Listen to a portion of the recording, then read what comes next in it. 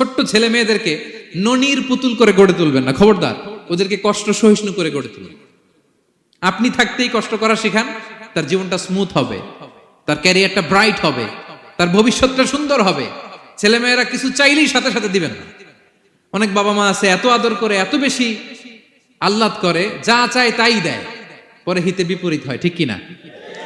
ছেলে মেয়েকে অভাব শেখান, ছেলে মেয়েকে কষ্ট শেখান, ওদেরকে সংগ্রাম শেখান, প্রতিকূল পরিবেশে কি করে টিকে থাকতে হয় এটার সবক শেখান।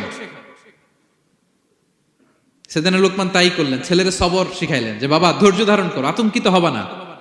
জীবন এটা সহজ নয়, জীবন চলার পথ সহজ নয়, এটাকে সহজ করে নিতে হয়। কখনো সবর করে, কখনো ক্ষমা করে, কখনো অন্যকে ইগনোর করে, কখনো দোয়া করে, কখনো আল্লাহর উপর তাওয়াক্কুল করে, ঠিক কিনা?